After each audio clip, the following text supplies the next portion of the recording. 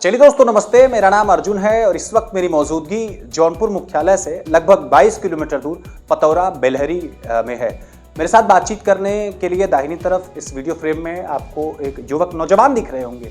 इनका नाम अविरल राय है और अविरल ने एक बहुत बड़ी उपलब्धि हासिल की है। किसी मशहूर शायर ने कहा भी था कि जब हौसला कर लिया ऊंची उड़ान का तो फिजूल है कद देखना फिर आसमान का। गांवों से निकलने वाले बच्चे, कस्बों से निकलने वाले बच्चे जब किसी दूसरे जनपद में जाकर के अपने गांव का नाम रोशन करते हैं, अपने कस्बे का मुस्तकबिल रोशन करते हैं, तो न मालूम क्यों गांव और कस्बों में रहने वाले लोगों का सर चौड़ा हो जाता है, माथा चौड़ा हो जाता है और परिवार को एक अलग खुशी मिलती है। मेरे साथ बातचीत करने के लिए अविरल हैं और अविरल को पिछले दिनों कानपुर विश्वविद्यालय की तरफ से कुलाधिपति महोदय के द्वारा सिल्वर मेडल इनको डेयरी टेक्नोलॉजी में कुल मिलाकर के सेकेंड रैंक यूनिवर्सिटी में लाने के लिए दिया गया है।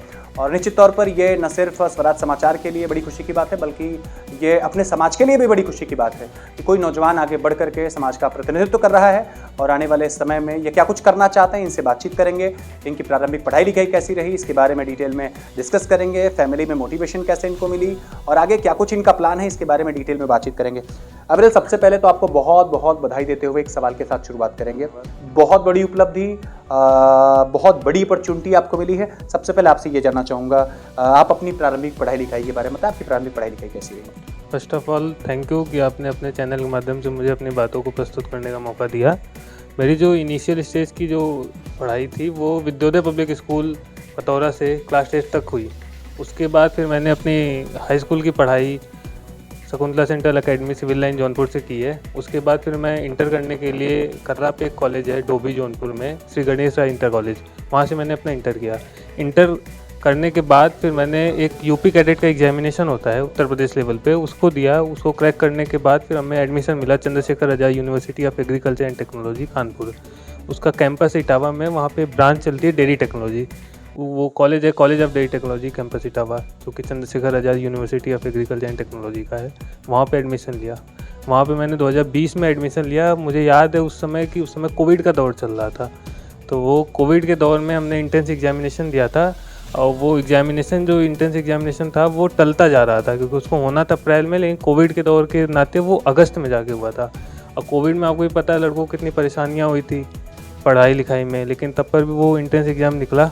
तो उसके बाद फिर हमने वहाँ एडमिशन लेने के बाद आगे की पढ़ाई शुरू की। अच्छा, वहाँ अब आपकी 4 साल की पढ़ाई पूरी हो गई है और कल जौनपुर के अखबारों में आपकी तस्वीरें आपके पिताजी के साथ वायरल हो रही थी, जिसमें लिखा था कि जौनपुर के लाल ने कर दिया कमाल। आपको कुलाधिपति महोदय की तरफ से सिल्वर मेडल मिला है। वो लम्हा कैसा था, वो क्षण कैसा था और किस विषय में आपने ये उपलब्धि हासिल की, जरा उसके बारे में डिटेल में बताएं। पहली बात ये कि वो बहुत खुशी का पल होता है किसी भी स्टूडेंट्स के लिए कि चांसलर से हमें सिल्वर मेडल मिल रहा है, और वो पेरेंट्स के लिए भी बहुत बड़ा दिन होता है कि उनका लड़का कोई मेडल पा रहा है। और वो उसके लिए हम शुक्रिया अदा करना चाहेंगे अपने पेरेंट्स का और जितने भी फैमिली मेम्बर थे कि उन्होंने हमें मोटिवेटेड रखा और कॉन्फिडेंस देते रहे कि आप आगे बढ़िए, आप आगे की पढ़ाई करिए, आप अच्छा करेंगे। जब भी हमारे अंदर कॉन्फिडेंस की कमी आई तो उन्होंने मोटिवेट करते रहा। अच्छा, कभी कभी बहुत सारे लोगों के अपने इंस्पिरेशन होते हैं, जैसे कहते हैं कि पुराने समय में अगर आप चले जाएंगे तो गुरु द्रोण के कोई गुरु हुआ करते थे, राम जी के कोई गुरु हुआ करते थे, उसके अलावा दूसरे जितने भी लोग हुए हर किसी का अपना कोई गुरु हुआ करता था। आपसे व्यक्तिगत तौर पर जानना चाहूँ, ये मोटिवेशन, ये जो इंस्पिरेशन, ये जो प्रेरणा है व्यक्तिगत तौर पर वो आपको कहाँ से मिली? वो मेरे दादाजी से मिली है, बाबा हैं मेरे बड़े वाले, उनसे बहुत प्रेरणा मिली है, क्योंकि उन्होंने भी अपनी जो स्टूडेंट अपनी लाइफ जो है वो भी बहुत स्ट्रगल में आगे बढ़ाई है। उससे हमें प्रेरणा मिली। वो हमें हमेशा मोटिवेट करते रहते थे कि ये ऐसे ऐसे करिए, ये ऐसे ऐसे करिए।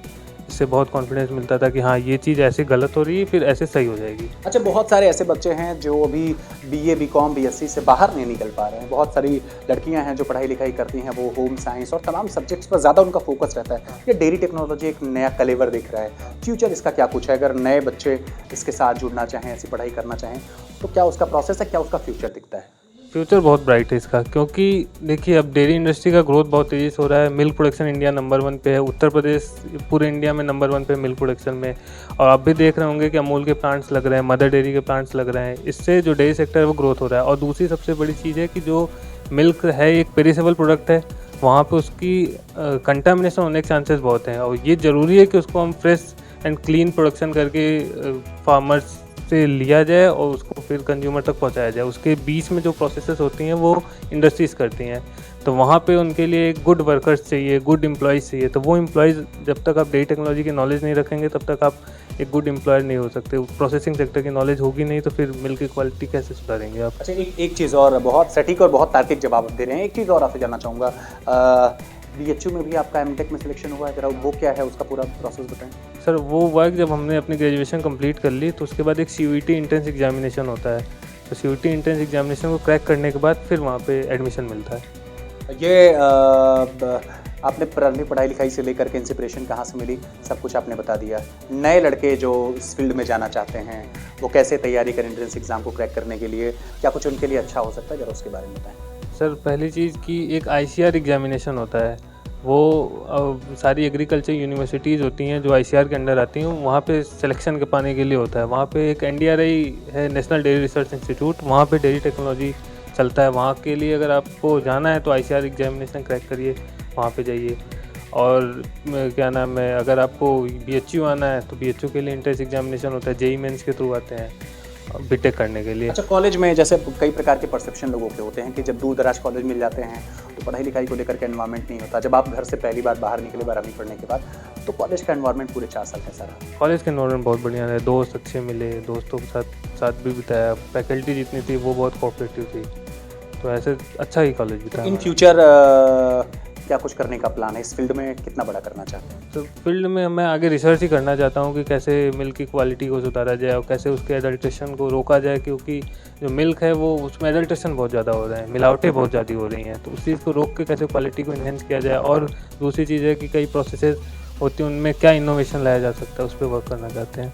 तो ये आपने देखा कि मेरे साथ बातचीत करने के लिए अविरल हैं, और मुझे लगता है कि बहुत ज़्यादा अगर इनकी उम्र होगी तो ये 24 या 25 साल के आसपास, 21 साल का हूँ, 21 के आसपास हैं, 21 साल के आसपास हैं। अविरल को, इनके परिवार को बहुत सारी शुभकामनाएं। इनके परिवार से परिवार के कुछ लोग हैं, इनके पेरेंट्स, जरा उनसे बातचीत करते हैं, जरा देखते हैं कि बेटे की सफलता के बाद इनके पिताजी या इनके जो मम्मी है वो कितनी गदगद। कहते हैं होनहार बीरवान के होते हैं चिकने पात। अविरल का बचपन कैसा बीता, क्या लग रहा था कि अविरल का एडमिशन एमटेक BHU में हो जाएगा, क्या किसी को इस बात का अनुमान था कि माननीय राज्यपाल महोदया की तरफ से इनको सिल्वर मेडल दिया जाएगा। ये सब कुछ सिर्फ एक कहानी थी, और अविरल को यहाँ तक पहुँचाने में बहुत बड़ा योगदान अगर किसी का रहा है तो उनकी माताजी का रहा है। संध्या राय जी मेरे साथ बातचीत करने के लिए हैं, मैं उनसे बातचीत करूँगा। मैम, सबसे पहले स्वागत कर रहा हूँ आपका। एक चीज़ और जानना चाहूँगा, जैसे एक महिला के लिए ये बहुत खुशी का पल है, ये बहुत खुशी का पल है। बेटा सिल्वर मेडल मिला है, कितनी खुश हैं आप? बहुत ही खुश हैं सर, सारा जनपद खुश है, सारा गांव खुश है अपना जो है, तो हम तो उसके माँ हैं। अच्छा, बचपन में अविरल कैसे थे पढ़ाई? बहुत ही अच्छा, मतलब उससे कभी गलती ही नहीं थी। जो कहते हैं ना कि बचपन में बच्चे बहुत अनवादी करते हैं, जैसे था ना कि इसका बड़ा भाई स्कूल जाता था, जब इसका एडमिशन नहीं हुआ था तो ये उसका ड्रेस पहन के पहले तैयार हो जाता था। बातें छोटी न करो, छोटे ही बन जाओगे। बातें छोटी न करो, छोटे ही बन जाओगे। सोच छोटी रखोगे, वैसे ही हो जाओगे। चाहते हैं अगर तुम्हारी गगन छूने की, चाहते हैं अगर तुम्हारी गगन छूने की, वो भी दिन दूर नहीं तारे तोड़ लाओगे।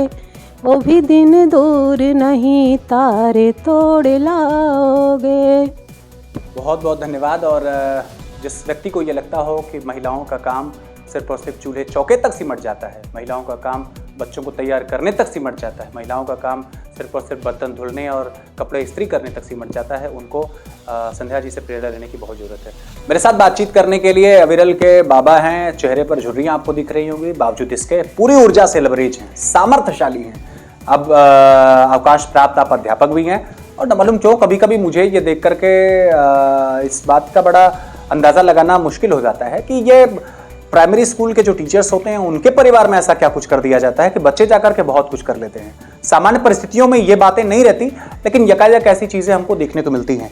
सत्यनारायण राय आपका नाम है, और पतौरा में आप ही के परिवार से बच्चे ने, अविरल ने बहुत बड़ा काम कर दिया है, तो बड़ी उपलब्धि बा, कितना खुश बटन? हम बहुत खुश हैं।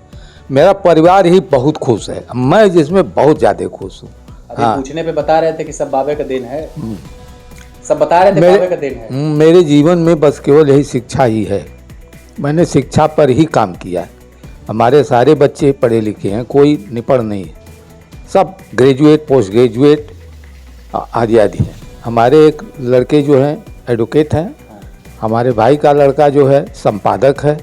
हमारे यहाँ सभी लोग एजुकेटेड हैं पूरा। कल भी कुछ जब बन जाई हैं तब कैसे लगी? अरे तब तो और अच्छा लगेगा हमको, जो है बहुत बढ़िया, बहुत खुशी हो जाएगी। मैं एक आध 2-4 इंची बड़ा हो जाऊंगा तब। अच्छा, पहले एक चीज़ और जानना चाहूँगा, जैसे पहले के समय में, आप लोगों के समय में, चूँकि आप लोग तो पुराने पढ़े लिखे, आप लोगों के समय में नौकरी पाने के लिए बड़ी जहदोजहद नहीं करनी पड़ती थी। ठीक है, अध्यापक हो गए, पढ़ाया लिखाया, घर पे चले आए, लेकिन अब थोड़ा परिवेश बदला है, बहुत कंपटीशन है, बहुत फाइट है।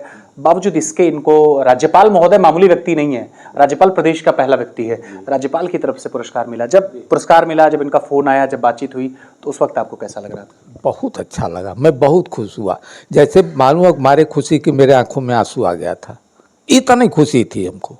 हाँ, और अब तो बेटा BHU भी चला गया है। हाँ, बेटा हमारा BHU में एडमिशन करा लिया है, M.Tech में। उसका पहली लिस्ट में निकला था, लेकिन ये नहीं एडमिशन लिया, ये करनाल के चक्कर में था।